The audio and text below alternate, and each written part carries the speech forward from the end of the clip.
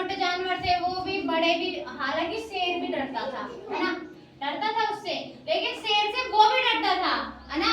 वैसे तो जंगल का राजा शेर ही होता है ना, शेर होता है ना। दो कहानी सुनाओ, ये दो कहानी सुनाओ। पहले ये वाली सुन लो, हाथी वाली, है ना।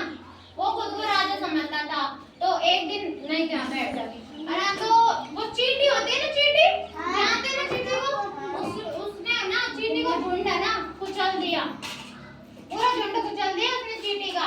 तो एक चींटी बच गई उसमें से, उसको उस पर बहुत गुस्सा आया ना, तो उसने सोचा कि भाई हाथी से बदला लेना है, लेकिन हाथी तो बलशाली होता है। कैसा होता है? बलशाली होता है, बड़ा होता है, और चींटी मामूली सी होती है, इतनी सी, अपन को खा जाती है, तो अपन भी ऐसे करके छोड़ देते हैं ना, छोड़ देते हैं नहीं, छोड़ देते हैं। अरे छोड़ देते हैं नहीं, छोड़ देते हैं। वो इतने बड़े हाथी को कैसे तंग करेगी, वो सोचने वाली बात है या नहीं, है ना। हाँ, तो पता है उस चींटी ने दिमाग लगाया कि इसका पूरा वो है ना, शरीर का बल उसके सूंड में होता है ना, तो वो उसके सूंड में घुस गई। उसने तब उसको देखा ना हाथी ने चींटी को, तो उसके सूंड में घुस गई, उसके सूंड में घुस के उसने उसको, चींटी ने उसको इतना काटा कि वो बहुत ज्यादा परेशान हो गया। चींटी के काटने पर वो बेहोश हो गया, हो जाता है बेहोश। अपन अब रिएक्शन जानते हो ना, रिएक्शन होता है ना, अपनी मधुमक्खी खा जाती है तो सूजन आता है ना, उसके कारण उसको चींटी से ना रिएक्शन था, तो रिएक्शन के कारण चींटी है ना उसको खा गई, तो बेहोश हो गया। तो अपन को इस कहानी से क्या शिक्षा मिलती है पता है? किसी को भी छोटा या बड़ा नहीं समझना चाहिए, छोटा भी बलशाली होता है, बलशाली मतलब कि मैं बड़ी हूँ तो इसका मतलब ये थोड़ी है कि मैं बलशाली हूँ, है ना। कभी खुद के ऊपर कमेंट नहीं करना चाहिए, छोटा भी सबको समांतर लेकर चलना चाहिए, छोटा भी बड़ा होता है ना। इस कहानी से शिक्षा मिलती है। और एक जंगल का राजा था शेर, जंगल का राजा शेर होता है ना, तो वो है ना सारे जंगल के सारे जानवरों को खा जाता था।